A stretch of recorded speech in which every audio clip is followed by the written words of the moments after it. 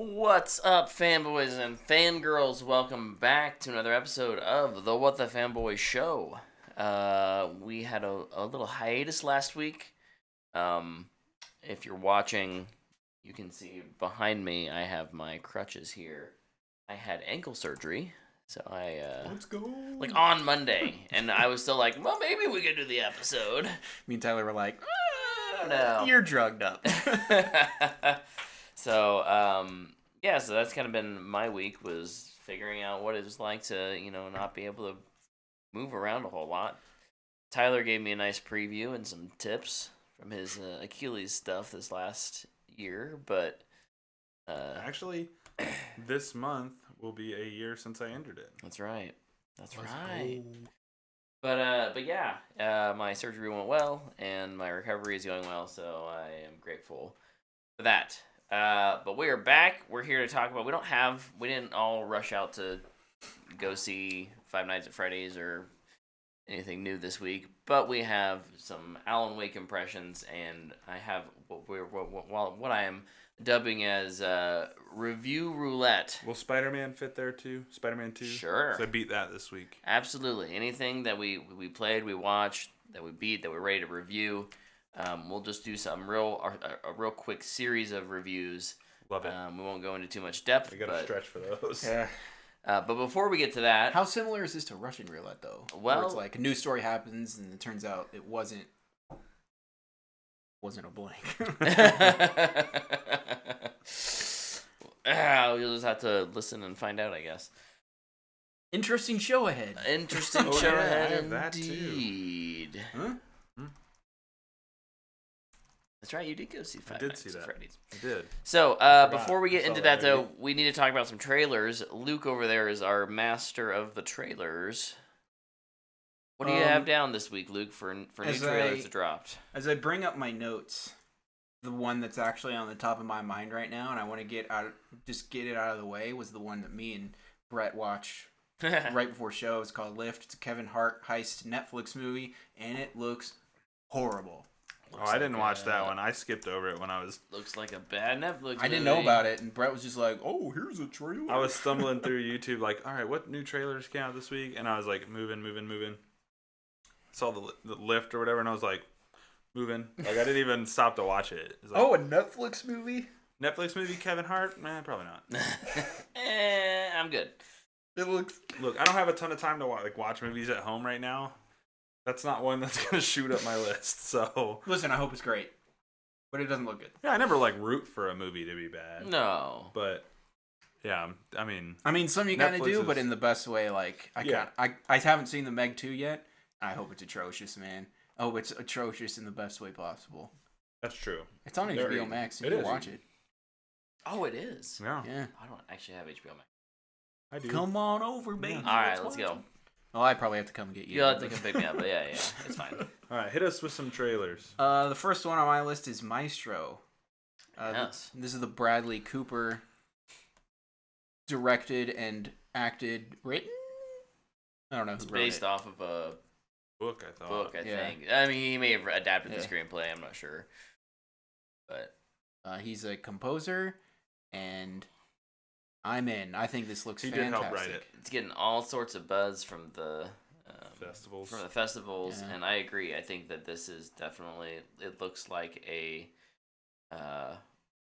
mid to mid late career, film where an actor really has figured his shit out, right? Like Cooper now knows what he's doing. He Yeah. knows how to do it, and he's got that experience under his belt. He's putting that into a passion project like this, and looks great.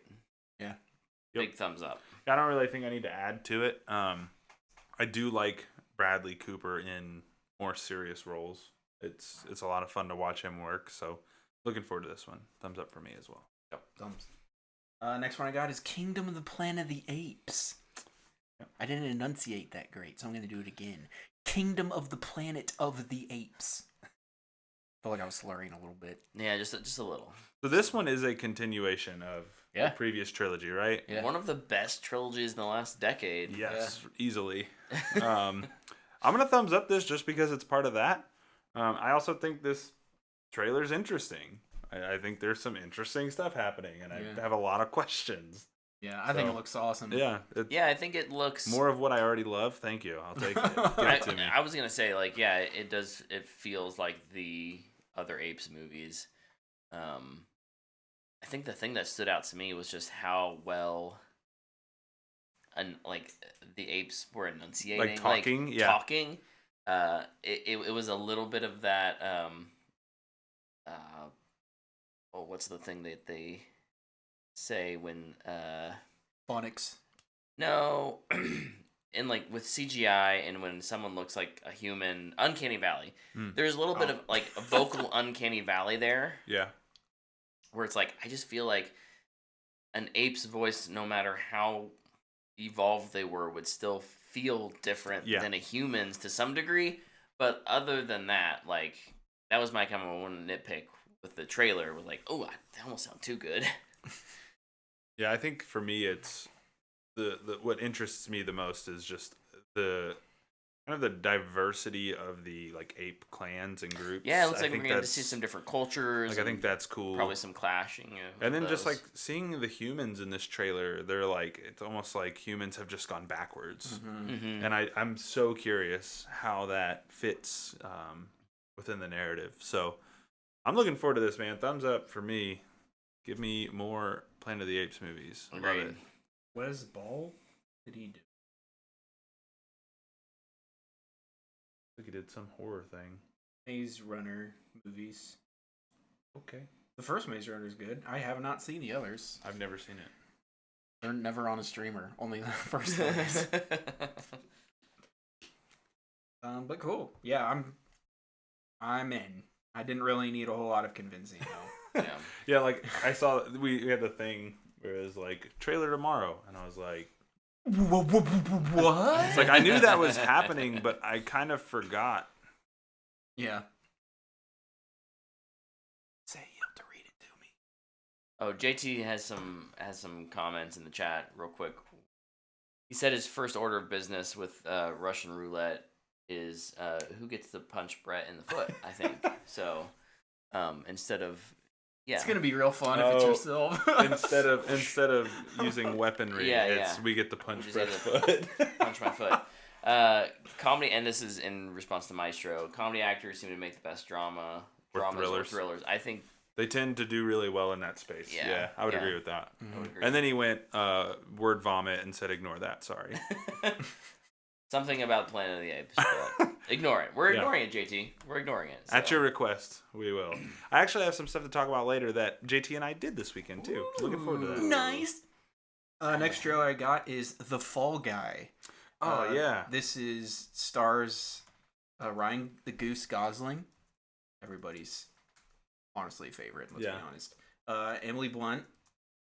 And is directed by David Leitch. Dude, this trailer was effing long. Yeah. It's like 3.5 minutes long. So, like, in the first 30 seconds, and it was like, oh, I'm a stunt guy, and she's a director, and we fell out of love or whatever. I was like, okay, I've seen this before. Yeah. And then it popped up, directed by David Leitch, and the trailer kept going with all these action stunts, and I was like, this looks awesome. I hope it's really good. I think it'll at least be really fun and cool looking. Oh, he's the Bullet Train guy. Those two, yeah. And John Wick. Yeah. Yep. And Atomic Blonde and Hobbs and Shaw. Yeah, we don't talk about Hobbs and Shaw. Hey, the stunts in that movie were pretty cool. No, I think that Fast and Furious stunts. Yeah, no, I think that the chemistry between all of these people, right? Like, we have someone who's really good at making action movies, or at least can make an interesting action movie. We have comedy. We have Ryan Gosling, the most underappreciated comedic actor working today. But also, like, he can do serious work too. And same with Emily. Like, I don't think her comedy's quite as good, but she's a fantastic actress. So all of those ingredients could make something really fun. And let's be honest, this could be the worst looking movie ever, and I'd probably still watch it because it has Emily Blunt. Yeah, I think it looks like a fun time. Like, I watched the trailer with Dana, and she was even kind of like, kind of making comments on it. Yeah. And usually, if she's not interested in something, she'll just look away. But Like, she watched it and was... Look at this poster. Yeah. It's... I don't know. I'll try and... It's the Like- one where he's, like, riding the Well, camera. it's a Mad Max Fury Road Yeah. poster, except it's Ryan Gosling on a crane. JT in the chat said, why wasn't the stunt guy Ryan Reynolds? He could have been Fall Guy and the Fall Guy. I'll take Gosling any day of the week, but that would have been pretty funny if they casted him. Yeah, I'd take And- Ryan Gosling 10 out of 10 times. Yeah. What else do I have? Oh, moving into some TV shows. Unless somebody else has some movies. I have one movie. Lay it on me. Manodrome. You guys seen this I trailer? did not see this trailer. Jesse Eisenberg and Adrian Brody. Looks weird. Looks interesting. Jesse I'd say Eisenberg. these are two names that interest me. Eisenberg is so- like jacked with earrings and red Oh. hair. Jerome. Honestly, I watched the trailer and I'm not like 100% sure, but he's kind of like joining this family or this fraternity type thing, not like a college fraternity, but this fraternity, and they kind of get into some weird shenanigans. The color palette on this one is super weird looking, so I imagine it's going to get real wild. But I would recommend checking out the trailer. I'm not going to give it a thumbs up or a thumbs down, but I'm interested. It comes out in like a week and a half, so I'm kind of surprised we're just getting trailers for it. I'm guessing there's not a whole lot riding on it, but looks interesting for sure. Interesting. Yep. Now I'm good for TV. TV show I have is Echo, the Marvel. Oh, what did they gave it a new name? Special Illuminations or Special Projects or something. It's pretty much, hey, you don't need to see anything else to understand the show. They've said it's like the first thing. Yeah. That you don't have to watch anything else to understand. It's the first of that, and it's also the first TVMA Yeah. Marvel thing. Yeah. I think this looks awesome. I think it looks cool too. Just when they take me out with Secret Invasion. And apparently Loki is super good, but I've just been ignoring it because Secret Invasion was so bad. They bring me back in with this trailer. Man, Yeah. I think it looks good. I think it looks great. It looks better than anything else they've put out. It's smaller. It looks like Daredevil. I'm really curious how the reaction to this is going to change whatever the next season of Daredevil is going to be again, right? Because they're there gonna was fire the just writers again. news about how like it was too violent and too like they couldn't agree on. I don't think like, it was the violence. I think it was there wasn't enough action. Yeah, They said apparently he, it's a didn't legal wear drama. suit until like That's 5 or right, 6 that's episodes right. in or something like that. Well, listen, if it influences it in a good way of getting it closer to what It just- Netflix Daredevil was, I'm okay with I was it. gonna say, it seems like they had the recipe right with Yeah. Netflix. Like, Why change it? why reinvent the wheel? Like, I get that you want to do something a little different. I bet you they would tell you the wheel is a bit overrated. I Oh. bet that would be their response. I do think it's cool too. You see Daredevil in this trailer for a brief moment. Mhm. In the Netflix suit, it looks like. Yeah, back in the red. Yeah. I'm pumped for this. Yeah. I'm very interested. And it Comes all out drops in January. Yeah, it all drops on at once. The whole series. I think it's Love it. like 5 or 6 episodes. Fine by me. I'm game. Style. Yeah, the Hulu Disney Plus thing. I'm glad that still exists. Because otherwise, I don't think we get this show. Mm. Yes. What's next? This one is kind of just for me and my fellow Anglophiles. Crown season 6, that trailer. I am Dana will ready. watch that. I'm ready to cry. Part 1 comes out on November 16th, and then part 2 on December 14th. Very, very excited for this. It's the final season. Yep. That show is so good. It's a booyah, and I just want everybody to give it a chance. Cause, Dana loves it. it's not a show I really expect to love as much as I do. As you have, yeah. Yeah. Like it's a show to be like, oh yeah, that's good.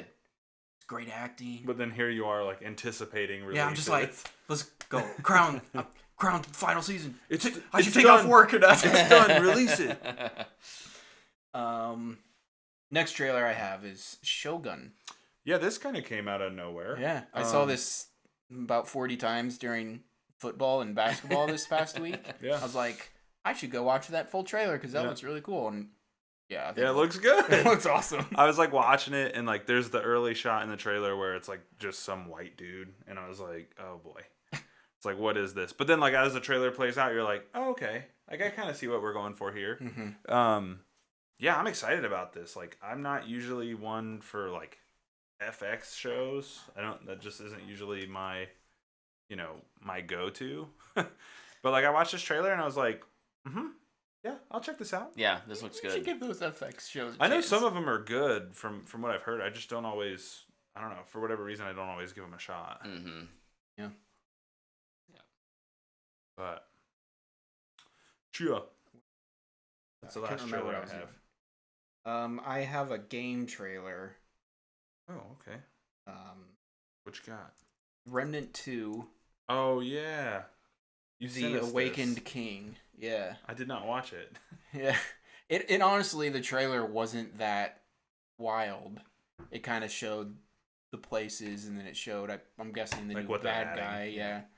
And then I'm probably the new class that you can play as. Remnant 2 is awesome. It's probably going to end up top 3 in the year for me, depending on where Alan Wake 2 and Baldur's Gate 3 just end up on my list. But I can't wait for that DLC. I didn't know that was coming out this year. Yeah, you sent it to us and you're like, well, my schedule just got effed. my gaming schedule was just rearranged. It's coming out this month, isn't it? Yeah. Like in Like 2 next weeks or week. something like that. I think it's like the 14th or Yeah. something. Oh my gosh. Quick turnaround. Yeah, that would be like next Tuesday. That would make sense. Yeah, that game is incredible. I look forward to playing it at some point because Yeah. I do think it looks awesome. And Like, the I'll clips play it had with you showed me, because yeah. it's got multiplayer. Oh, that's right. Yeah. If no. you want. No, for sure. What am I looking at? Yeah. Real quick over in the chat, Luke or Baroque says, I look forward to anything with Hirokoi Sandana. Yeah. Who is, I believe, the lead in the Shogun series. And when he plays a samurai, I get straight up excited. Scorpion. Yes. Yes. Okay. Hiroyuki Sanada. He is. He's awesome. I just think of him as Scorpion every Yeah. time I see him. He's the guy in Bullet Train too. Yes, Yeah. he is. Let's see how many times we can reference Bullet Train. He's in Army of the Dead as well, I think. We don't care. Oh about yeah. Yeah. He's Why? like the... Why would we need to bring Army of the Dead up?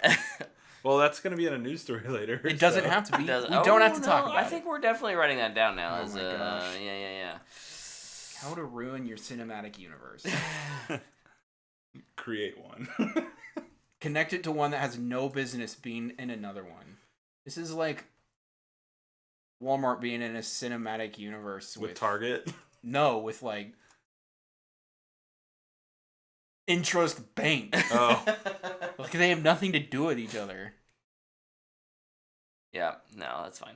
All right, Luke. Any other trailers? Was the last one? That was my last one. All right. I'm out of trailers as well. You're all out of trailers. I'm out of trailers. All right. Well, I don't have any more. You guys listed everything I had seen. We and listed some that every I trailer in existence. had not. So that's not true. I guarantee Netflix probably has 4 other terrible movies for that are sure. not marketed towards us at all out For there. sure. The Family Plan. We are going to now move into our review roulette. We'll talk about a couple things. So typically we save some of these things for our kind of weekly update. But we're just going to go through them here real quick.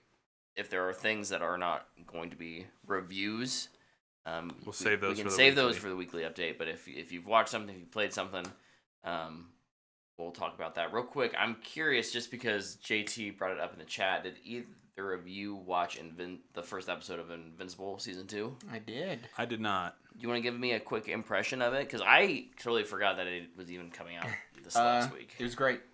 Good. I don't think I really need to say any more than that. Like it was great. Nice. Okay. As we would expect it and hope it to be. Wonderful. Perhaps we should just go down the line. I have like the most. Yeah, you have a ton of stuff. You want me to knock out Spider-Man real quick? Yeah, why don't And you? Five Nights at Freddy's? Yeah. Let's do that. So I will give some spoiler-free, my spoiler-free review of Spider-Man 2 on PlayStation 5. Beat it Friday night. It was a good time. I enjoyed my time with it. I kind of wrote down a little impression thing. More Spider-Man, more villains, and good quality of life updates. Spider-Man 2 is a good continuation of what they started with Spider-Man 1. Give it a fanboy worthy. I think if you like the first one, you like the second one. It's kind of more of that. Some pros and cons here, just general pros. I do think the story is good. I think their use of Kraven and Venom and some other villains is pretty awesome. Really liked what they did there. I think kind of seeing where Peter and Miles end up is really fun, especially because their journeys are so different in this, but they're also so interconnected in a good way. And I really like kind of the development the development of Miles through this game is really good, and it makes sense considering the news story they gave out this week that Miles would be the Spider-Man moving forward in the Insomniac games. I'm glad they get him to where he is mentally at the end of this game. Another pro, controls and movement. I think they've added some, Iron Spider stuff, the things with the Venom powers that you saw in some of the gameplay trailers for this. They made it pretty intuitive. It's pretty easy to use. It's just L1 button, and then for your spider gadgets, it's R1 button. Like it's super simple, but it feels good when you're doing it. It doesn't feel herky-jerky or anything like that. Suit designs are awesome. There's some really cool ones. There's some really bad ones as well. A lot of returning suits from the previous game, but all in all, I love the idea of like the design system, so you can unlock different colorways of the suits, which I think is really, really cool, and allows you just even more freedom to make your character look how you want them to look. And then the last big pro for me is set pieces. I think there's some pretty cool set pieces in this game. The one they showed, I think it was like a state of play where you're like under the bridge. Yeah, and you're fighting Lizard. The Lizard, and Kraven's folks are out there, and you're like kind of swinging, and you're switching between both Spider-Man. Like that one's really fun and noticeable. There's some others too, and for spoiler purposes, I won't get into those. But if you're watching this or listening to this and you want to talk about those, please shoot me a message, because I'm going to say some things in my cons section that you'll probably be upset about. Cons, boss fights. I think the boss fights are fine. But by the end of it, it's very much just dodge, punch, punch, punch, parry, dodge, punch, punch, punch, parry. And it kind of just is that on repeat. They've added multiple health bars to bosses now. So like you have your health bar, and then you have like two little dots, and you have to take down a health bar, cutscene, take down a health bar, cutscene. Yeah. And the mechanics change a little bit, not a whole lot. So it's pretty much just a 10-minute like loop of hitting the same buttons over and over again. And it's kind of frustrating. Got some bruises on your thumbs? No. But you do kind of get tired of doing it. Like there were moments where I would just pause and like pause the game and be like, okay, I just need to take a second because I'm getting really bored. Quick time events get a lot of crap, but I would have loved some breaks from the fight with some quick time events or some like little variations within the fights that made them unique. But they all ultimately at the end of the day start to feel the same. And here's where I think my next con, I think, is where it could upset some people. It's a con because of what it is, but not in its execution. Like I'm okay with the decision to do this, but at the same time, it's like, really didn't try. And this game is just an Arkham City rehash. It's the same game. Really? It's Arkham City. So Arkham City is one of the best video games you can play, right? Like, so you're poisoned, and by like Green Goblin or something, and by Venom. Venom takes over you. No, so slight spoilers. This is at the very beginning of the game. Scorpion hits you with his tail, and you start hallucinating like Scarecrow, and like you're freaking out, and you're seeing all these old memories. And then later in the game, something else happens, and you're pulled into like this different universe, and it looks like buildings are collapsing and things are moving like what Scarecrow would do. So those Arkham Knight? They do that in City as well. Remember, it has like the little square puzzle that you have to like run around, like and dodge the light, stuff like that. Yeah, you're right. So it's there's there's very much some Arkham City DNA, and these games have like they're not trying to tell you they're not Arkham games. They're Arkham games just with Spider-Man. Like that's what they are, and that's fine. But at the same time, I would really like to see them kind of build on that, not just do the same thing. Mm-hmm.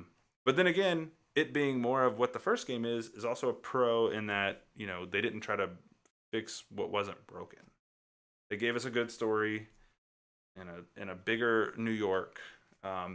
Side content's greatly refreshed, a lot of fun. Nice. I think they did a good job. It's a fanboy worthy. I don't want to make it sound negative. This isn't like a bad review for the game. I think it's a lot of fun.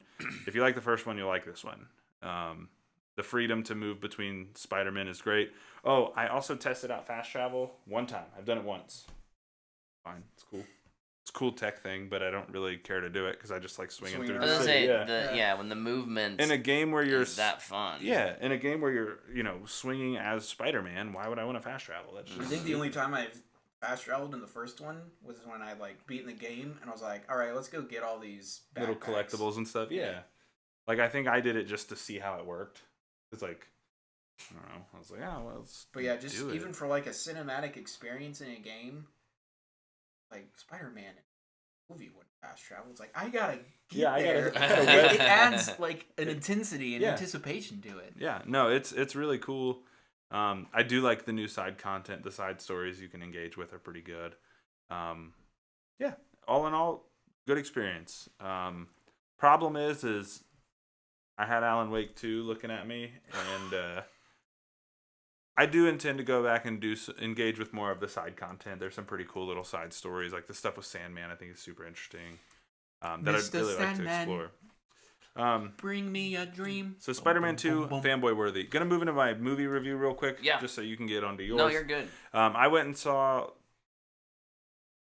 the weekend before this past weekend. Before timestamping something with Halloween. no date. I went and saw Five Nights at Freddy's. You know, the money-making machine that is that movie. I'm gonna give it a straight to streaming. It's not a dumpster fire by any means. Couple quick things. Josh Hutcherson tries his darndest to carry this movie, man, and I think he does a really good job. Like I think he's good in this movie. And you don't like him? No, I don't. You don't like PETA? I don't like PETA. I think that's terrible. I get that confused every time. Yeah. F you, PETA. I think he really tries to carry this movie to something it's not. And I don't know what to take from that. But he does a good job. It's a movie about stuff that kills people, like animatronics that kill people, and like you don't get to see it really kill anything or them kill anything, I guess. PG-13, baby.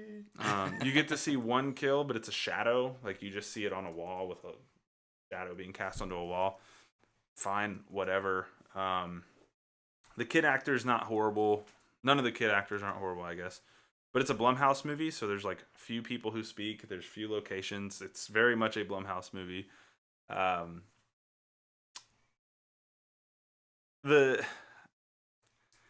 Just say it, man. It's not made for me, right? Like I think Sure. that's what's important for me to remember. Like I was sitting in that theater and like I was standing in the lobby waiting to get some snacks, and I'm just kind of looking around like, man, movie theater's kind of popping tonight. This is nice. Wonder what they're going to see. And I kind of started looking around. I'm like, these are all high schoolers. They're probably going to the same movie I'm going to. And I get in my theater. And I'm like, oh my gosh, there's so many high schoolers. And I'm here to tell you, it was one of the best theater experiences I've had. Nice. None of them pulled their phones out. People were speaking during the movie, but they were talking very quietly. And it was when they'd see an Easter egg, they'd be like, oh, that's They would whisper to each other. And I was like, oh, that's really cool. And like, there's some YouTuber cameos in it, and people got really excited about that and clapped and celebrated. And honestly, you know, like, I think for us, as we get older, it's important to remember how we felt when a piece of media we really loved got turned into a feature film. Yeah. And the excitement that brought us, and like getting to see it in, you know, a younger generation, seeing these kids be happy and cheering and getting something that they love was just kind of refreshing. It was like, this movie isn't for me, and I don't really like this movie, but like seeing younger kids be happy about something, it was a cool experience. That's awesome. They cheered at the end of the movie. They were clapping. Yeah. I was like, good for you guys. Like, but I will say for me, it was like watching a Marvel movie without ever having seen any other Marvel movie, because there's like or cameos. even hearing, maybe you heard about Marvel comics before. Like, there was cameos and people would freak out, and there was characters and they're like, oh, no. I will say, like, younger kids are kind of like slow to pick up on things in movies though, because there's like a big reveal at the end, and I was like, yeah, that's pretty well telegraphed throughout the whole movie, and everybody's like, oh, and I was like, no way, you guys didn't believe it? What? Haven't they played the game? Shouldn't they know? I think it was a character made for the movie, but like it was pretty well telegraphed. Like, this character shows up and doesn't tell you anything and withholds information for no reason at all, and it's like, is it the I cop wonder lady? who. Yeah. You're like, oh, see, like, you don't have to see it. You're like, that's what I mean. And like, people were so shocked by it. They're like, oh, and I'm like, it's whatever. I've seen a movie before. There is an interesting kind of B plot in this movie that I think they kind of gloss over.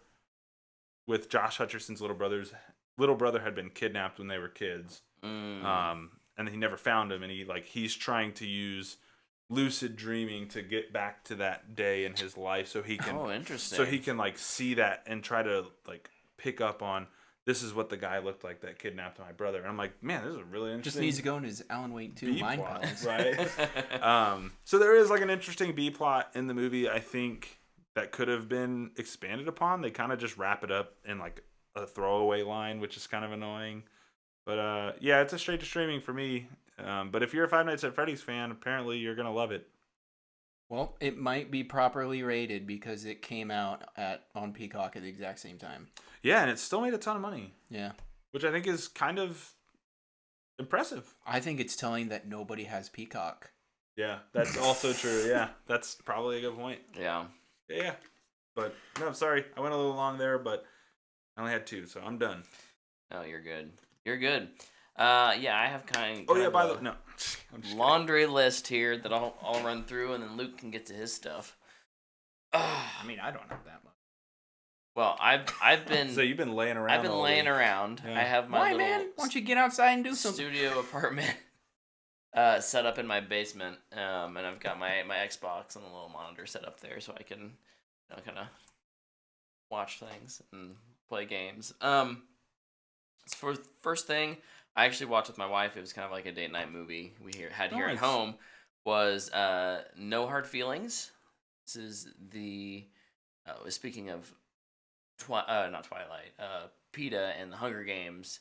It's the other side, Jennifer Lawrence. Ah, yeah. I'm trying to make a connection. My bad. I feel it. I feel the connection. Trying too hard. I think No Hard Feelings it's pretty average. I had more fun with it than I expected. I think Jennifer Lawrence brings quite a bit of actually experience. Je ne sais quoi. Je ne sais quoi to a role that could be pretty poorly done. Again, this is not like a incredible movie. I give it a Matthew McConaughey. But it's very much adult. It's definitely a more like, they have nudity, they have lots of language. It's pretty coarse, but at the same time, I think it's pretty funny. I think it's pretty well written. So if you're and it has some unexpected things in it. There's a moment that you're just like, oh my gosh, I was not expecting to see that in this movie. And guarantee you, it's a bird playing ping pong. Absolutely, those birds. I was gonna bet it's a dong. No, you got that now. Wake 2. Oh, spoiler alert over there. Oh, sorry. It's like in the first 3 seconds. Baroque over in the chat says my theater for No Hard Feelings was full of retirees who loved the raunchy stuff. Absolutely, I think the older I get, the more I actually appreciate raunchy comedy, raunchy humor. So that's funny. No, yeah, and at the end of the day, it does the rom-com thing where it ends in a happy place of like, yeah, you're still gonna feel good. Like, it's not so to the letter of rom-com that you know it's not like they're riding off together into the sunset, gonna be happy forever as a couple. But it's funny. It's good. The next thing I watched was Theater Camp. This is a much smaller film. I also give this one to Matthew McConaughey. I think that Theater Camp as a film, it feels like an indie that is just trying to be an indie for the sake of being an indie. It doesn't feel like it's trying anything new. I think a lot of the young actors in particular, this is about like a high school, middle school theater camp. Some of that talent isn't there, and it shows. They do lots of exposition through. Well, that's why they're at theater camp. I know, It's right? to learn. But they do lots of exposition through like mid-scene slides, where it's just like, and boop, here's a box of text telling you what's gonna happen, like what's happening. And so I get that that's a thing. I understand that it's a trope to some degree, but it also makes a film that already is kind of struggling with me to care about the characters, to care about what's going on, because you're not bothering to show me what's going on, you're just telling me. So at the end of the day, it's not one I would probably recommend. It's on Hulu, I think. Hulu. But I give it a Matthew McConaughey. The next one I saw, No One Will Save You. This is another Hulu original. I'll save you, bro. It's a kind of experimental film in that they're doing the thing we talked about with what's the Christmas movie that's coming out where it's like no dialogue. Yeah, this movie has 2 lines of dialogue in it. Is one of them? I think it's just 2 lines of dialogue at the very end. I can't even remember what she says. But it's an alien abduction movie where it's kind of like the home invasion. The main character is trying to fight back against these aliens that are trying to abduct her, and like she's all by herself. I do think that the actress does do really well. She carries a lot of the weight of the film on her shoulders. Girl from her name's Bryn. Bryn. It's the girl from Booksmart, isn't it? I don't know. I don't think anyone ever says her name, so I wouldn't know. Yeah, it is the girl from Booksmart. Yeah, she's from Booksmart. No, I feel like I have to watch it. It's good for what it is. It just, even at, I think it's only like an hour and a half, it still feels long. Well, that's not good. Just because there's no characters? She's the only character other than the aliens who really has anything to do. I think the premise is interesting. How they end the film is interesting. And the CGI, it's not great, but it's also not like laugh out loud horrible. The aliens are interesting enough. They're pretty standard looking. They look like that. They're kind of classic looking. Yeah, but they're how they walk is pretty creepy. But you kind of get into. They're just like. They walk like they're listening to jazz music. Some of the stuff they do with the building tension does work. Again, I think it just overstays its welcome, despite the fact that it's already a pretty short film. So, I give that one a straight to streaming. I think it's right where it belongs, right? Like it's a streamer. It's not horrible, but I don't think it's for a lot of people. I think it's a pretty niche audience. Whenever anybody calls something an experimental film, I always just think of The Nice Guys. It's an experimental film. It's an experimental film. It's not a porno. The last couple things are from last year or 2 years ago, and I'll just run through these real quick. Empire of Light. That's kind of a bad straight to streaming. This is a movie. It's a Sam Mendes movie. Olivia Colman. And didn't Deakins shoot it for him? Deakins shot it, and it should be amazing. And it's just not. It's just the most boring. Didn't it come out to pretty bad reviews? Yeah, it didn't get good reviews, which is why I didn't rush out to see it. Yeah, I think we saw the reviews and we were like, oh, this might be one to skip. Yeah. Well, I remember we saw the trailer and we were like, oh, there's Oscar bait. Yep. And the only thing Oscar bait about that movie is the trailer.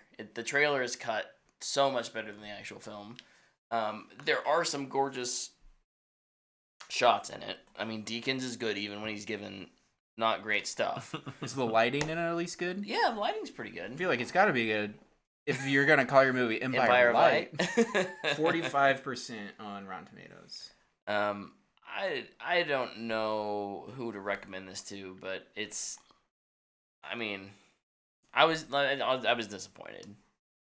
Even knowing it had pretty bad reviews, I was still disappointed. What was the other movie? I feel like this trailer came out and another trailer came out at like the exact same time. It is The Fabelmans. Yeah.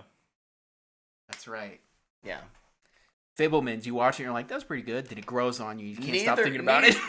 Neither of which is that much about cinema. Like, this is... Empire of Light is a relationship story about two people who work at a theater. Mm-hmm. And there's a couple good scenes, and outside of that, it's all pretty much meh. Yeah. Did you ever see The Fabelmans? Brah. I need to. Yeah, you do. The next movie I watched was The Wonder. This stars Florence Pugh and is kind of set in like I think it's the late 1800s or early 1900s in Ireland. It's a Netflix movie. Yes, maybe. It was on Netflix. I don't know if it was a Netflix movie. I think this is one of the like Oscar movie pushed movies from last year. Yeah, she is really good in it. I think it's an interesting story. Florence doesn't have that many people to act up against. Again, it feels like kind of a lower budget. We want to make a period piece. We want to make it introspective and something to think about. But they don't cast really anyone against her who's that good. Like she doesn't have good chemistry with anyone. So while she does, I think, a phenomenal job, and I think it looks gorgeous. And it's a good story. Just the interactions, it kind of feels a little long. That said, I still think it is a pretty good movie. I give it a fanboy worthy. I probably sounds like I just really ragged on it, but it sucks. Fanboy worthy.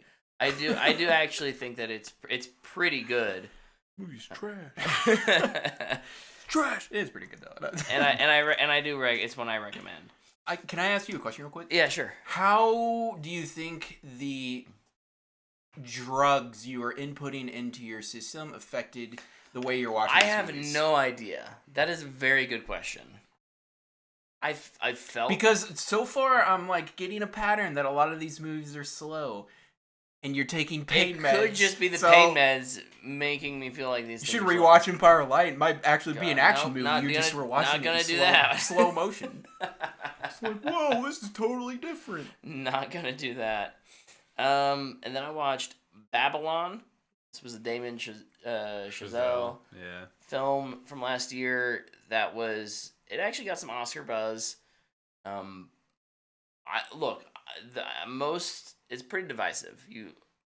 I know some people who really love it. I know a lot of people who really don't love it. I actually think it probably lands somewhere in the middle. I'll be that voice of reason here. Look at you. I think just the perfect full. I think it does have some really good music. Trevor texted me, "Hey, do you really think do you think after watching it, who won music? All the war movie, Netflix war movie won. All Quiet on the Western Front. All Quiet on the Western Front. Does that still deserve to win over Babylon?" And I said, yes. That said, it is really good music. I think there are some incredible performances in here. It's very all over the place.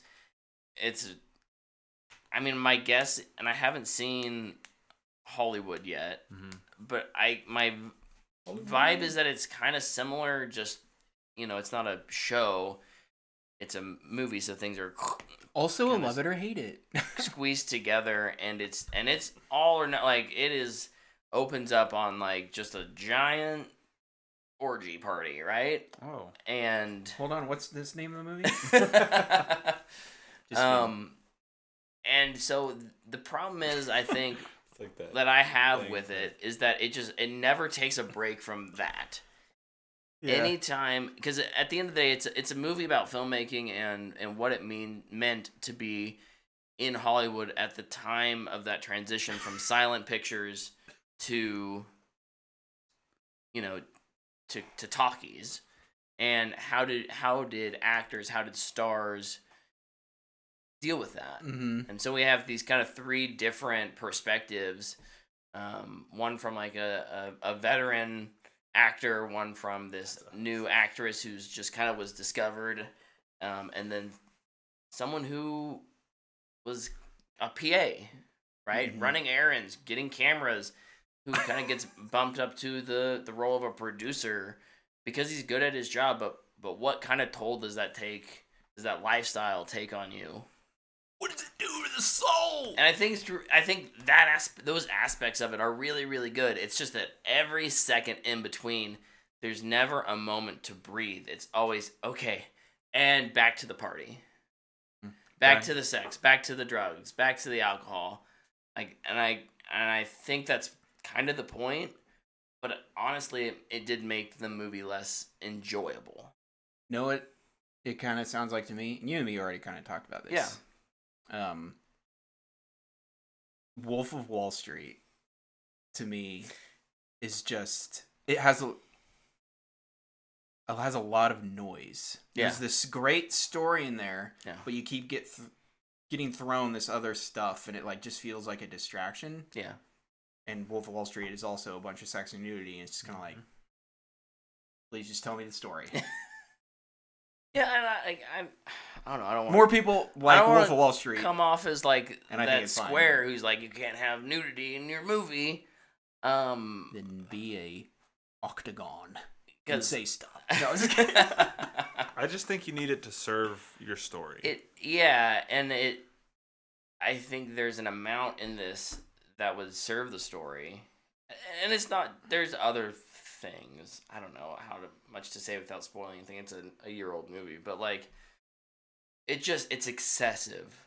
I guess that's the word I would use. The movie is excessive within itself. It never knows when to say, let's give a moment. Let's pull back. Let's let the audience really connect with these characters. Because at the end of the day, there's only one character I kind of care about. The other two are never presented. I think you're supposed to feel for them, but you're never given a moment to really empathize with them because they live in this world that you're just not familiar with. Mm-hmm. So you need those moments of, okay, we're gonna slow it down so our audience can connect with these characters, and I just don't think you're ever given that. So it's a Matthew McConaughey. I finally got around to watching Dr. Sleep, Mike Flanagan's great film, 2019 sequel to The Shining. Mm-hmm. It's fanboy worthy. It's great. It's great. Another a long movie, but it didn't feel that long. The pacing worked for me. Mm-hmm. Yeah, I won't talk too much more about that. The one other thing I did watch that I forgot about. It's brand new. All the Light We Cannot See. It's a 4-part miniseries on Netflix. I give it a fanboy worthy, especially if you're into kind of that like history stuff. That said, I think this would have made a better film. It's kind of condense it a bit. Condense it. There is just not enough there to really drag you into. There's like 3 different plots that are kind of happening with these different characters, and they do the thing where like by the end they're all coming together, and I think you could have told that in a way that didn't make me. Again, the theme of this week's reviews for me is pacing. It felt like 4 hours was too much time for not enough happened in 4 hours. Mm-hmm. For what all happened, you could have done that in 2 hours. You could have made it hit faster and I think hit harder, but things kind of get dragged out and it loses focus a lot.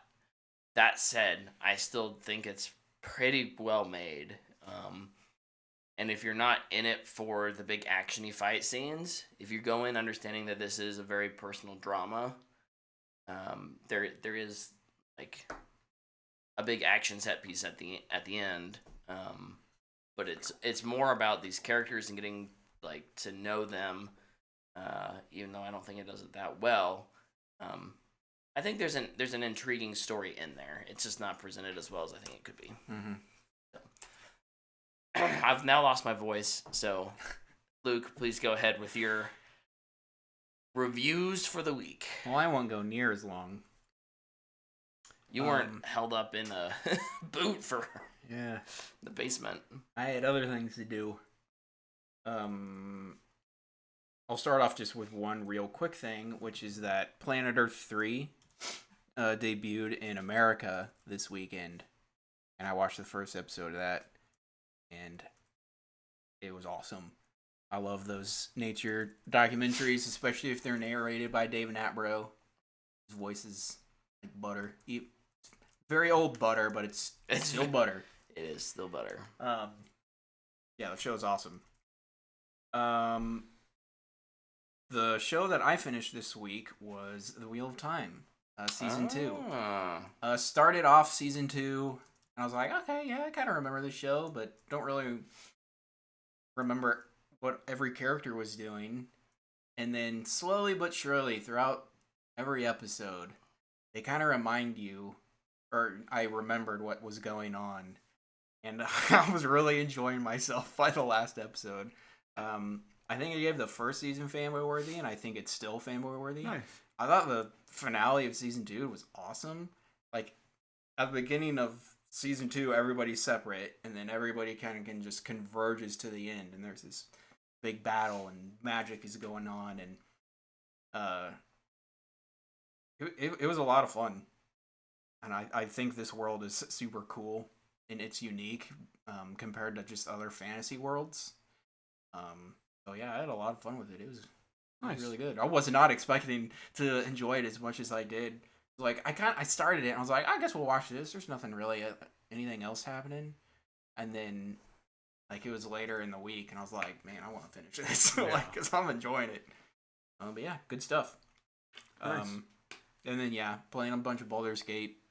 I finished Act 2 and I'm in Act 3. Game is incredible. I did a ginormous battle at the end of Act 2, and it was so much fun. Super intense. I was worried my friends were going to die.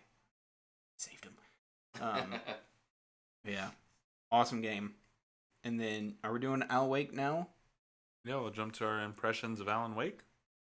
Are you ready for Alan Wake impressions? Yeah. Let's do it. Luke gave his weekly update.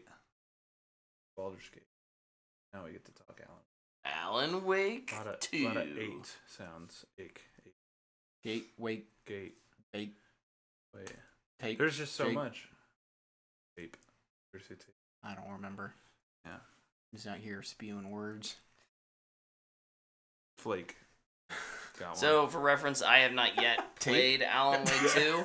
I do have it downloaded as of today. I just haven't gotten around to playing it yet. Did our texting convince you? Your guys' texting literally did. It was like, okay. I don't know. You guys probably usually text about those kind of things separately, but like the fact that we did I switch. was, Yeah, we switched. I was just in it enough. I was like, oh, man, they're really enjoying it. So Yeah. I'm looking forward to hearing some of your impressions before I jump in, but I am planning on jumping in this week. Are you going to beat Control first? Probably not. I wonder how those things... I wonder how I'm gonna nail a prediction this year, even though it doesn't count. But it was fun. I do wonder how some of that stuff will land then with him. I'll tell you this. I haven't played Alan Wake 1. Yeah. And I haven't really had a problem going, what's happening in this Alan Wake world? Remedy had come out and said, like, this, you can play this without playing the first one. Yeah. I watched like a 2-minute or 3-minute video that Remedy put out. Yeah. It's like called Previously on Alan Wake. Mm-hmm. And it's honestly just like a trailer. Just catches you up. Yeah. Yeah.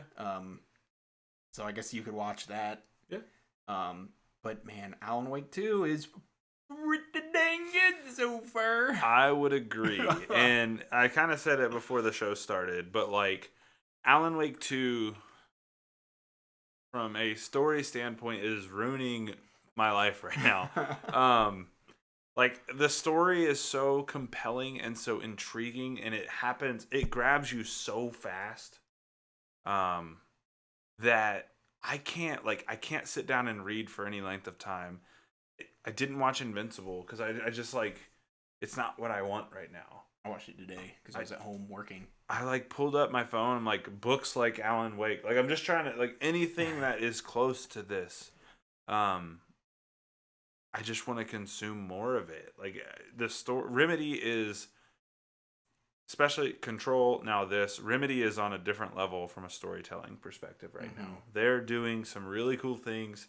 They're kind of doing a shared universe kind of thing. All obviously tied back to Control, which I think is just so cool. But yeah, I'm with Luke on this. This game is awesome. It's survival horror, which 90% of the people I know would say, "Oh, that genre is not really for me."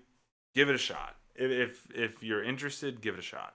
If you played Control, give this a chance. If you played Quantum Break, like any of these Remedy games, check it out. I think you'll find that it is a really good game. And the stuff you're seeing online from people saying, well, something else maybe enters the Game of the Year contender category. Like, this game is, like, the hype is real. Like, and you'll feel it when you start playing it. It's instant. It's instant. Yeah. Like, the opening thing you do is something I never in a million years would have thought would be allowed to be done in a video game. But they do it, and you're like, oh my gosh, okay. Like, and then, I feel like we should talk about some of the scares in this game. It's pretty scary. It's pretty scary at times. I think, it's scary in, like, the best way. Yeah, it's not like cheap scares. Now, the first couple times they might feel cheap, but because you don't quite understand that is just what the game is. Namely, like, the things that just pop up. Like, it's not like anything in the field of play. It's just something pops on the screen. You're like, oh! And the first one will get you. Yeah, oh, yeah. Because it's just, bah! And I was just laying in my couch and I was just... Dude, so I think where it shines in the scare or the fear world, really, though, is the atmosphere. Yeah. You're moving around in the forest in the Pacific Northwest. I'm not kidding you. Last night I was playing this game, and I'm, like, moving through Cauldron Lakes Forest, and I'm, like, walking, and, like, this is when I had just been dealing with the wolves, which are just... Oh, or by the scavengers. They're or just the kind of everywhere. Which... I ran into, like, 6 of them. Oh. Like, I'm on an easier difficulty than you, so it's probably less. They're kind of a pain to fight, but, like, you don't fight 6 at a time, but just through moving through the Did you get the shotgun? Yeah. Okay. Through moving through the forest, I found a bunch of them. But, what was I saying?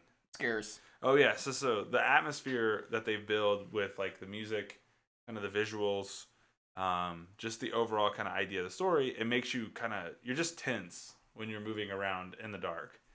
And I'm not kidding you. I'm moving through, the music's like real quietly building, and Dana, like, sneezes upstairs. So I hear chew, and I'm like, oh! And, like, because I'm so tense, like, I'm waiting for something to jump out at me, and they don't always do it. And I think they don't. Yeah, like, it's awesome. They'll build you up, and they're like, oh yeah, here it comes, like, baby, and they're like, yep, you're good. Like, so far, I think the scariest part of the entire game for me is it was actually right after a jump scare. It happens on the way down to the place, and, like, you're in this flooded area. It's pitch dark, so, like, you can only see with your flashlight, and the music is just that little warble, this little low warble. You can just barely hear it. And I'm not playing this game with headphones on. No. I won't allow myself. I don't think I could, because I'm weak. But, like, I'm just kind of walking around. I'm just like, what is gonna pop out and, like, start chasing me or something? And, like, I come up to a little sign, and it's called the Witch's Ladle, which is a tree. And there's a picture of a lady on it, and I just stared at it for, like, 2 minutes. And I didn't take my flashlight off of it because I was afraid if I moved off of it, something was going to happen. I I just put the game in quick resume and turned it off. It's like, we're not going to do this right now. I've got other things to do, man. Football game is about to start, so I'm just going to That's awesome. transition over to that. It's, yeah, the atmosphere is amazing. Yep. It's such a simple game. It is. Which is, I think, incredible. Because what you really do is you walk around and you pick stuff up, and you are a detective. Yep. And There's little puzzles. You're trying to solve a case. Yep. And then until you eventually get to like a separate part of the game, where I don't think it's a spoiler, where you play as Alan. Yeah. Yeah, you're playing as 2 different characters in this. Yeah, and... Which I really like Saga, by the way. Yeah, she's awesome. She's really cool. And the stuff... Dude, the stuff in Bright Falls with the waitress... I was like, bro, what? Don't you put that in my mind right now. I was like, oh my gosh, dude. Like, there's just so many great little things that like they string you along with. And I think they've done a fantastic job with this. The story is awesome. The talk show thing, like not going into details, but like David Harwood, a Supergirl fan. Yeah. Phenomenal. He's so good in that. It took me like 10 minutes to remember where he was from. You were like looking I was at staring at him and and I was like, I know this guy. Yeah. He was it's such a different role for him. Yeah. Like, he's really like eccentric and crazy and you're like, oh, this is kind of cool. I love your book. And the dude who's playing Alan Wake is like, dumbfounded in that moment and it's like so you're so good. You've only gone through one interview there? Yeah. Okay. Then I won't add anything. Yeah, I just went. I'm getting ready to. I'm in the dressing room again. So. Oh, dude, I'm so excited. Yeah, I can't wait to play more of it. It's seriously just. It's ruining my life in all the right ways. And I can't. There's not enough good things to be said about that. And then there's the other side of it, which is we both love Control. Yes. I haven't played Quantum Break. I've not beat Quantum Break, but I've played quite a bit of it. And I haven't played Alan Wake 1, but I just with playing Control and 3 hours of Alan Wake 2, Remedy has created one of the coolest universes. Yes. That's Agreed. so different from anything else. There's nothing like it. Yeah. And I think that's what's so cool. Like you when you're just going down to the lake for the first time and Casey's just like FBC. Yeah. Federal Bureau of Control. Ugh, can't stand those guys. Yeah, they always show up when stuff's real weird, and you're like, ugh. Yeah. It's like, and this is probably gonna get weird. Yeah, no, there's just so many cool, like little details from Control. It's funny too. So like anybody who has known me for a while will tell you like Alan Wake 1 is one of my favorite games, and I never thought we'd get a sequel. Like I played that game, I loved it for like 3 or 4 years after I beat it. I was like, man, I hope we get a sequel announcement. And then finally I just gave up. I was like, we're just never gonna get this. I think it was a prediction that you had like maybe at one point, maybe back in like 2019, yeah. like one of the first 2 years we did it. Yeah. And then I think it happened the next year. Yeah. Well, and like they announced it, but nothing came with it. And then last year at like the Game Awards, they were like, "Hey, here's an Alan Wake 2 trailer. It comes out next year." And I was like, "What? Like that fast?" And I was like, "Man, I was worried it was gonna come out and get like floundering reviews." And it comes out and everybody's like, 10 out of 10, 9 out of 10, 9 out of 10, 10 out of 10. I was like, it's good. So then I was like, I have to beat Spider-Man like this week because I have to start it. Because this game is one that I do care about spoilers. I do not want it to be spoiled for me. Same. So like I have to play it. Like I have to beat it before stuff gets leaked out online. Hit that mute button, baby. I definitely think if you're interested, if you're a survival horror fan, if you played Control, if you're worried about it being too scary, Luke's playing it, and Luke is not big on scary stuff. I'm also bad at video games, and I'm playing on story mode. Yeah, I'm playing on normal or whatever. Worth checking out, though. Like, please give it a shot. Yeah, I think you'll find and this is through 3 hours, one of the most interesting stories in gaming, maybe in media, in a long time. So, Hyped. Yeah, You guys getting me hyped over here. I think Brett will like this a lot more than Control. Probably. I think it's way more speed. I think so too. I also just Even though you love. should still be Control. I know I should. I should. Absolutely. And this is from Alan Wake 1. I love the concept of Alan Wake. An author having to write, like, he's writing a story that you are playing as another character. Mm-hmm. Like, that's just so cool. Super meta. And the way they kind of weave it through the game is incredible. When I found that first page, I was like, oh, baby, we're back. Like, I was so excited. So, yeah, I'm excited for you to check it out. Nice. Honestly, I would love to sit with you when you start it. Okay, I guess we know what we're doing after the show. If we're quick. If we're already an hour or 6 minutes into this. We got baby. Let's hit some news next. Real quick, the biggest news story of the week is clearly that Rebel Moon and Army of the Dead are in the same cinematic universe. Luke, thoughts? I think Zack Snyder just doesn't want me to watch this. That's what he just told me. He said this. Okay. This is an indirect sequel to one of the worst movies ever made. What an interesting, That's how I read it. just what an interesting concept. That you feel like you need to tie those two together. Listen, I know that film is subjective. It's art. You interpret it how you want. And the way I interpreted that movie is that I hate it. And I hated every second of it. Fair enough. My only other, so that was not that big of a news story, whatever. I just mentioned it to bug Luke. It depends who you're asking, I guess. That's true. So, no, There are sure some there's people Snyder that are fans super out hyped, there yeah. who are very excited that And I'm happy those are for connected. My kind of big story, and the only other one I really have, is that this week Disney agreed to buy Comcast shares of Hulu for $8.6 billion. So we can't pay our actors, but we can buy the rest of Hulu. Make sure that Disney is the sole owner of it. It's obvious priorities. By buying this, they can For just sure. release more stuff and make money, man. Right? What an interesting. Obviously it's a move to secure their own plans for the future, right? Like it's they don't have to deal with Comcast as a partner now. They get to make all of the decisions. Yeah. I don't know as a consumer how I actually feel about it. Like, whatever, Disney was pretty much calling the shots with Hulu anyways. But it's frustrating to see that happen in the middle of a strike. Know what I think is the most interesting thing about the strike is that the studios put out their last, best, and final offer. And it's like you could see everybody making the same joke, and it's the right joke, and it's the perfect joke.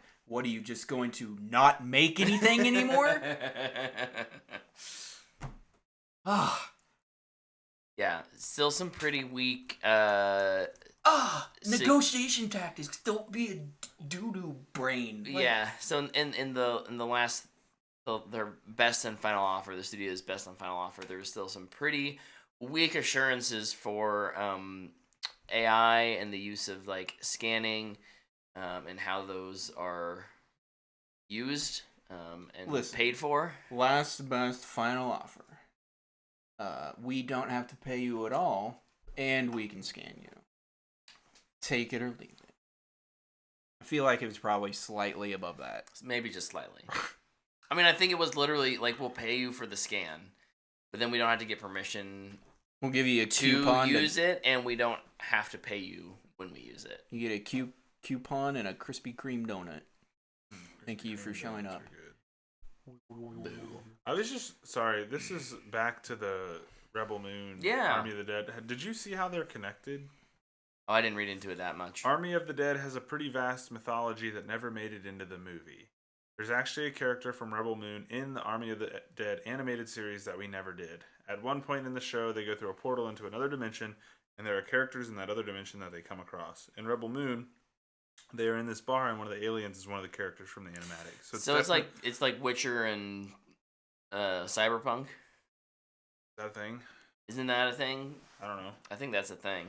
So it's definitely a shared universe, is what he says. But it's like, wait, so the Army of the Dead animated show just is canceled now? I guess it's just canceled. Yeah, he has to make all of his Rebel Moon stuff, which is also getting an animated show. That won't get made. Now in the middle of a strike, they're not paying people. You know what's so interesting? He just continues to take money from people and not deliver on those things. Good business, I guess. He must have a hell of an elevator pitch. I mean, when you got Army of the Dead and Sucker Punch to back you up. Can't go wrong. That yellow color palette, man, it's really doing things for him. Real quick, as I've wrapped up now, I just want to, in the chat, Baroque says, the John Wick director and Henry Cavill are apparently working on a Highlander reboot. I think that's cool, question mark. Yeah, that has actually been around for a while. Yeah. I don't know. I know that I wasn't sure They it was... stamped it official. Yeah. Like it's moving forward. Yeah. Official. On the 27th of October, I think. That's what that I guess it's cool, but I don't really care about Highlander, so I'm not going, yeah. But I mean, I'm ready for a trailer, and if it looks good, I'll what go is see it. Cavill's Here's role in this? Here's the thing. Probably the Highlander. I think Well, yeah. But what's his Cavill with other a role? director like this could be really interesting. If he agrees with them. If they could butt heads, that could be. There's my hot take. That could Cavill be, is that the could be a common problem. denominator. Well, if he's able to trust his director, this is the same guy who gave us some awesome John Wick melee action scenes, right? Like John Wick's not just bullets. It's a lot of bullets, but there's some awesome Good horse hand-to-hand chases. stuff, yeah. There's good hand-to-hand stuff. There's an awesome samurai sword fight in 2 or 3, And 4. So yeah, I think there's a lot of reasons to be excited about this and think this is cool. I am kind of with Tyler though in that I think Cavill could be. I think Cavill's more It's problematic than maybe more of a red flag than we like to admit. I think I was gonna say I think he's more problematic than we care to say out loud. I had blinders on for a while, but he's had fallouts with 2 studios now. He's a good actor. He is a good actor, and he seems to be a good dude, but he's had 2 fallouts over creative things that when he signs on to do these things, he doesn't really have a say in. Yeah. And so now, he's signed on with Prime to do the Warhammer thing, and now he's doing this, and it sounds like he's a creative partner with Stahelski on this, not just an actor. Not just the actor. It's like he's doing the whole I want my cake and eat it too style of acting, Yeah. and at a certain point, that kind of gets old. Who's doing Ghost of Tsushima? Stahelski. Stahelski? I Okay, thought, I couldn't yeah. remember if it was Stahelski or Leach. I want I to knew say it it's Stahelski because I think he said the script is ready. I guess my concern really for Highlander more than anything is it kind of just feels like another, Stahelski. hey, remember this old thing? Let's do it again. Yeah. And nobody's going to go see it, even if it's good. Because that just seems to be the trend. Yeah. Hey, this thing has a cult following from the 70s or 80s. Let's do it again. Nobody goes to see I mean, it. we're getting another Roadhouse. We're going to. Nobody's going to see it. No. I don't know. This is maybe a prediction. It's not one that I think we could make in the year, in our prediction game. But I think kind of my prediction for the next 5 or 6 years is that studios and current actors who have come up in the current system are really going to struggle with this, whatever the new frontier of movies is. They're used to massive budgets. They're used to having profit margins that are huge, or can apparently make it so that they're not and just launder money. Classic. And I think we're gonna see some of these things fall apart. You're gonna have a couple of things like this Highlander may come out. It may be good, but is it $100 million good? Is it worth that? And hopefully start to see. I think my prediction would be that we see a scale down. That we see studios starting to make $50-60 million movies again, with smaller teams and smaller budgets and maybe less big names. Just look at Indiana Jones. Super famous character, beloved. Good reviews, good movie. Nobody cared. Yeah. Nobody went and saw it. Yeah. Yep. Chia. Anyways, who else has news? IGN's reporting that the Blade movie is going to be rated R.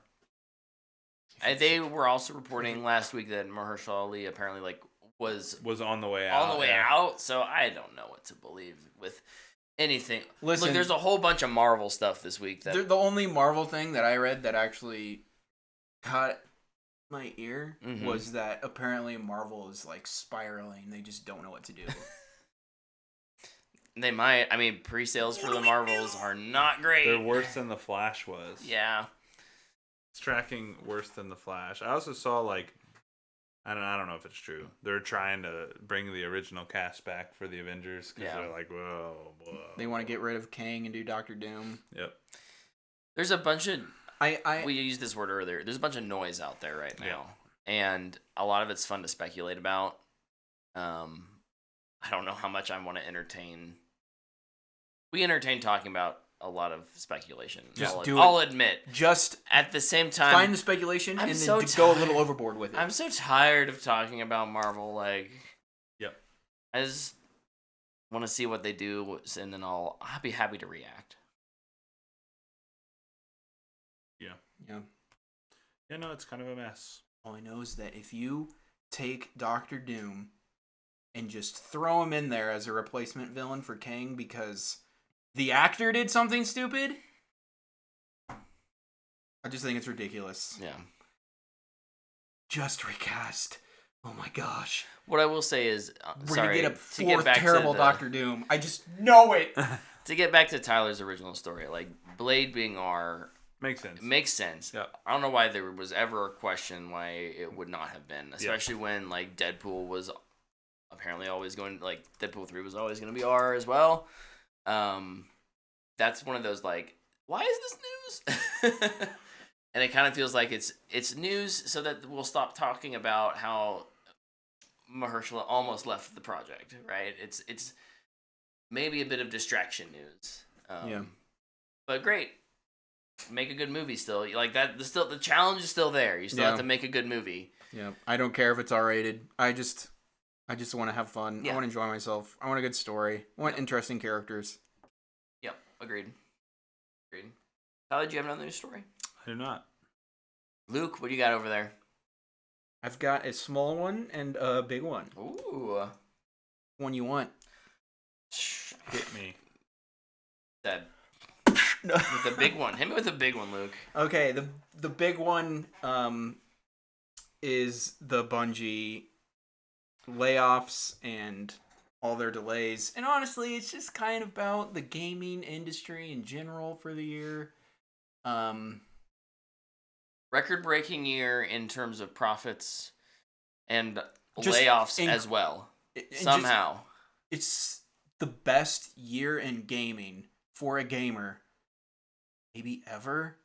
I don't know. In my life. So good. Just every 3 weeks, there's just another great game. And it's when am I going to have time and the money to do this? Yep. Yeah. And then, especially in October, I feel like it's just, this studio laid off 100, 200, 300 people, whatever. And now, honestly, I feel like now I'm just waiting for the next one. But more specifically with Bungie, they've had a bad year. It started off really good when Final Shape, when Lightfall was their highest selling and highest played expansion ever. Yeah, despite negative reviews, that thing it felt like it sold like hotcakes. Yeah, and everybody stopped playing because the story wasn't very good. And that's really all anybody really cares about, I feel like. For the people that are just coming back, they're like, oh yeah, I liked Destiny. I want to see kind of how the Infinity War in game stuff ends. Oh, Yeah. it's not very good. It's a weird parallel to think about, like Destiny and the MCU kind of next to each other, Yeah. and how they relate, and how a consumer attitude towards each kind of product Yeah. ebbs and flows. Now that's fascinating. I hadn't And, thought like- about that before, Luke. Like, another part of it, too, is this has been a great year for gaming. So people just aren't playing Destiny. Mm-hmm. They're just, I don't know. I feel like FOMO is a topic that comes up with Destiny a lot, but now people don't care. There's like, oh, I have enough. I'm gonna go play this because it looks Mhm. really cool. So people just haven't been playing, and when people aren't playing Destiny every week, Bungie suffers. And unfortunately, it kind of came to a head in October, and at least when we realized it. I guess Bungie's kind of known for a while because one of kind of the big things that came out, I think Paul Tassi researched this, is mainly Paul Tassi, Jason Schreier, and IGN. I don't remember who it was at IGN. Was Somewhere at IGN. doing a lot of, honestly, really great reporting. Apparently, Bungie was already in trouble, and that's kind of one of the reasons they let Sony buy them. Yeah. Was that if Sony didn't buy them, they were going to be in trouble a lot sooner, and then just kind of just delayed the inevitable, it feel like. And plus, Sony is doing a layoff bonanza. They're Yeah, they are. every major Studio they SIE own, yeah. studio has been cutting or laying people off. Bungie was 45% below their projected revenue. Ooh. Wow. I don't like it when people lose their job, but whoever made that projection is bad at their job. Mm-hmm. And like a lot of that is like Final Shape pre-orders, We're down. and we're like down. coming off a game that's been labeled as stale with its seasonal model, over monetized, and then Lightfall comes out and people are just like, what? Strand is cool, but what? Yeah. And then you go, here's what we're gonna sell because we're Bungie. Mm-hmm. And then I feel like there's a lot of not done research there. They just weren't paying attention. 100 employees at Bungie is 8% of the studio, and it didn't hold back from any of the departments, excluding upper management, who politely declined to Even consider their a bonuses salary or yeah. salaries be diminished a little bit. 45 million is probably just it's too low. We got to keep that at 50. Oh, that's a made up number, by the way. So I think one of the things that kind of really pushed everybody to the edge was when Michael Salvatore, the composer for Halo and all of the Bungie or Destiny games and expansions, was fired. Yep. They just got rid of him. They wouldn't even let him retire. Like, Right. The other one that, so as a longtime Bungie fan, Lorraine. Ooh? Lorraine M. Lorraine M. Can't remember her last name. She's been there since like Since Oni. Oni. She was one of their grizzled ancient graphic designers. Yeah. I think she had been working on Marathon. And obviously, like, when you're developing a new game, you have to develop all that imagery and that signage. There's a lot of graphics and stuff that goes into it. I guess I can't confirm that she was working on Marathon. I'm pretty sure she was. But, like, the fact that they let her go, and it's not like first in, first out. Yeah. It really did feel like and I don't think she was in management. I could be wrong. But she was not an executive. So it just feels like, someone who's been there for over 20 years. And it's not like, hey, we're going to offer you an early retirement package. It's just, nope, layoff. Yeah. what I don't think I kind of dozed off there. No, I didn't literally doze off, Luke. But did you mention the stock I hadn't yet. I was stuff? going to. Okay, yeah. go ahead and mention the stock. So that's what really It just gets really more. nips me. It gets more scummy and scummy. Yeah. Where they were given 3 months of severance and insurance stuff, but they lay everybody else. They lay everybody off on the 30th, so it's really. Yeah. And then, like, they had all this Sony stock. Bungie used to be a privately an employee-owned company, and so when Sony bought them, that employee-owned part basically became stocks. Yeah. And Sony, I believe. And they had all these vestments, and they couldn't claim them unless they Stayed worked there for a certain amount of time. Yeah. And if they left the company, they couldn't get them. They forfeit them. Yeah. Because you're leaving. And that includes being laid off or fired. Yeah. So it's just so dirty. So people who may have voted for, because obviously this was as an employee-owned company, right? Like, I don't know exactly how Bungie's run. It could have just been executives that made the decision to, but theoretically, as an employee-owned company, you would, as a company, as a group, make the decision to be purchased, by Sony, probably because of these financial realities. You then would, that kind of, that sucks that maybe you lose a little bit of that freedom, a little bit of that independence, but, being invested in the company, then at least you get a payout from that at some point down the line. And it's just ripping that from someone's hands, and that pisses me off. Yeah. And then who was I don't remember. Pete Parsons had an interesting comment that came out, and his tweet felt like it was very tone deaf. Felt like it went the Gollum route, and he just was like, "I need an apology, Chat GPT, please give me one." But no, he mentioned to somebody, I'm not really sure who. He said, "The right people are working at Bungie now." Oh yeah, the right people to finish. We've got the right people to finish the final shapes. Yeah. Oh, okay. That's super nice. And then, his tweet was, "Oh, please hire these people. They're so good at their job. We just couldn't keep them." Yeah.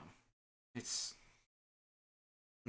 some of the other, major names that are really at the front, at least for the community, like Liana, who was, the main community manager that people interacted with once DMG left.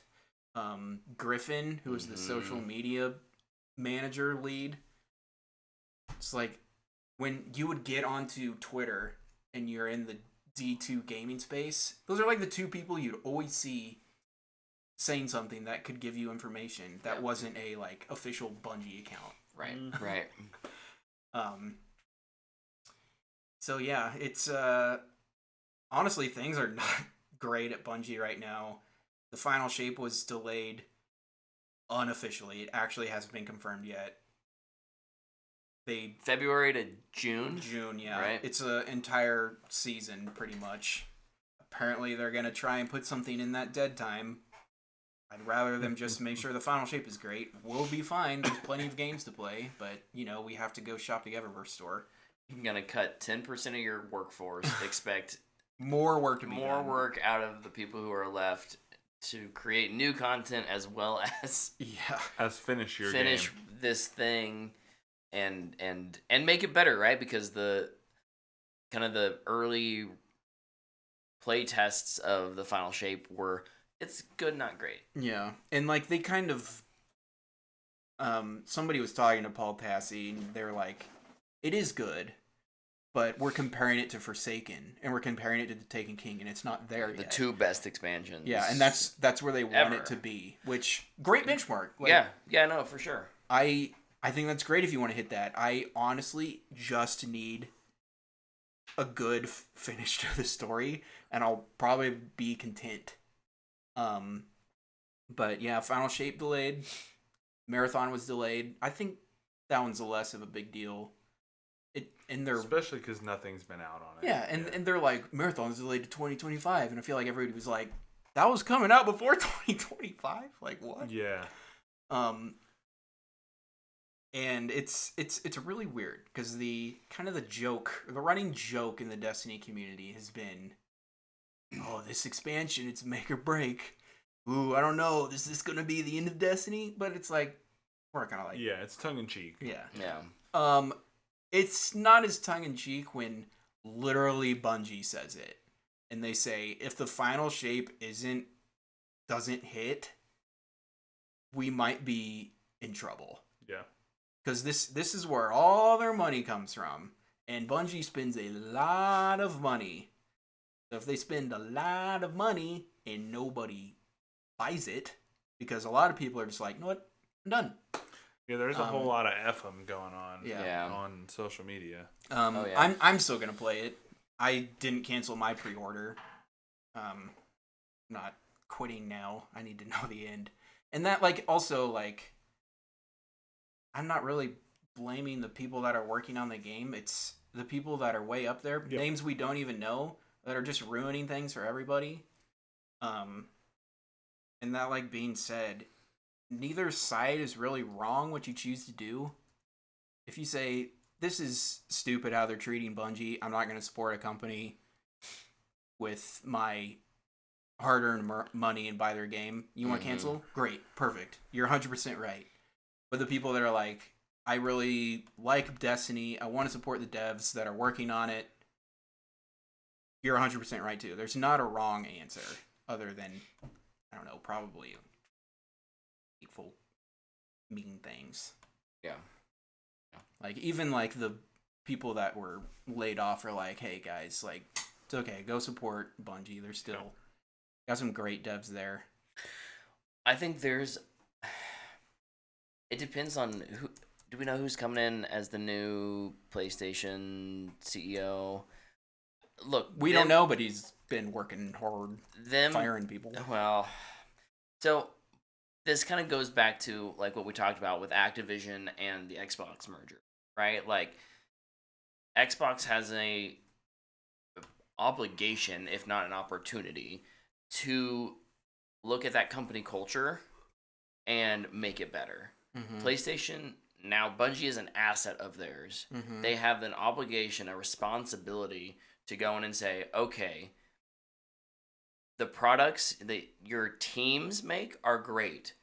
What's not working at the executive level? And they need to honestly probably fire some people and replace some people. Find what's broken and fix it. As an independent company, you know, Bungie has the kind of the freedom to say, you know, whatever, we're in control. Now they're not.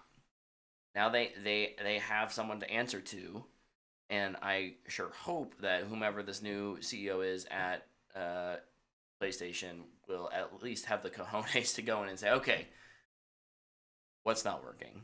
Yep. Or he'll be like, only 2,000 silver for a transmog outfit? Gotta crank those numbers up. Get them up, baby. How else are we gonna make money? Well, Luke, that was your big news story. Did you have you said you had a small one as well? Yeah, a smaller one that I'm very excited about, and that is kind of in the rumor mill. And it's always hard to know what's true during a strike because it's kind of actor based. But Sicario 3 has been talked about with everybody coming back, including Emily Blunt. Woo! And then the other name that was attached to it was Christopher McQuarrie. Interesting. Which made those ears perk up. I would love a Sicario 3. Sicario is one of my favorite movies. Sicario 2 was fun. Not one of my favorite movies. Just fun. And I'd love to see how Emily Blunt views the world now after that movie. Yeah. That is just so intriguing to me. Oh, cool. Nice. I love it. Okay. Real quick, let's start wrapping things up here. Tyler, what'd you do this week that you didn't already talk about? I'm not gonna dive into it. I'll save it for next week. But I did try out the finals open beta. Yeah. With JT. Sweet. It's recommend people trying it out. It's really good. All right. Nice. Nice. Is there another beta coming? They've not said. They took it down yesterday. The expectation is the game is coming out this year. It'll be free to play. It's some ex-Battlefield devs, so destructible environments, solid gunplay. Embark Studios, yep, who's doing Arc Raiders. Yeah, man. It's good. I brought it up to you because I follow a lot of people in the Destiny community, and the Destiny community always kinds of goes and plays the same game at the same time, and this is what everybody's playing. So it's like, I feel like Tyler and Brett would probably get a kick out of this. Yeah. Because it's like a competitive, almost battle royale thing. It's like so the format is 3v3v3 or 3v3v3v3 in the modes that I played. And basically they put like a vault on the map. You have to go open the vault, take it, and drop it into a deposit box and defend it. And like while it's depositing, people can steal and stuff like that. So it's like a shooter with like a heist mechanic in it. And it's 3 teams competing to heist the same things. They had a competitive mode, I think. They did. I didn't try anything with the competitive mode. They gave you a bunch of money. No. They gave you a bunch of money to buy like cosmetics if you want them, and they're permanent. I thought that was cool. That's cool. The guns feel good. I played with multiple different weapons. All of them felt viable. There's 3 different character builds. There's like a really fast character, which is the small. It's called light, medium, and heavy are the 3. Heavy is obviously like the tanky one. Medium's your supportish kind of role, and then the light character is like you're gonna die, but you're gonna be the fastest person on the field, and you're gonna be able to move the vaults around and stuff. Overall, a really fun experience. There's some little like some control schematics I think could use some work, but other than that, man, it's great. I know I said I wasn't going to talk about it, but here we are. Sweet. The finals. Looking forward to the release. Can't wait to play it on my Xbox. Did you drop a building on anybody? I did not. I didn't play a lot of I didn't use much of like the destructive stuff. I really had a lot of fun using like the jump pads and like launching myself around and getting on the rooftops of buildings and shooting people and getting in gunfights up there. Nice. In the game, everything is destructible. Yeah, the environment is completely destructible. I mean, I was it's something I feel like you'd have to expect from ex-Battlefield devs. Yeah. Oh, yeah. I was in a couple building like gunfights with people in buildings when people dropped buildings on us, and that was because it doesn't like kill you immediately. It's like you can still run around, which I think is really cool. Because like in Battlefield, like if a building even starts to fall, you die. Yeah, you're just instantly in this, dead. if the building falls, you just keep playing. So like the backdrop for it is you're in a simulation. So they're just like, just keep. Because So it's like the building's falling on top of you, and you're like, like just shooting your gun. a Tom Cruise run. It's a really fun experience. Yeah, man. I look forward to this when it comes out. Sweet. I'll go next. Stephanie and I watched Loki episodes 4 and 5 the last 2 weeks. Was 4 the most violent episode ever? Is that what people were saying? Is that what people were saying? Yeah. Of Loki or in anything ever? Loki. I honestly can't Well, they were saying remember. it's one of the most violent things in the MCU, I guess. I don't know. What happened in episode 4? Well, that's a pretty good indicator of how good the show is if you can't even remember The show's not great. Yeah. It does not. It's doing a bit to try and evolve and tell a new story, but you lose all of the fun chemistry that you had in season 1. So all of that charm is gone, and now it's just confusing dialogue about time and space travel, and I'll watch the finale. How many times do they use the word quantum? None. I don't think they've ever used quantum. Listen, it's a booyah then. I don't quote me on that. They may have used quantum, but I'll allow one. It is a cool word. Like, yeah.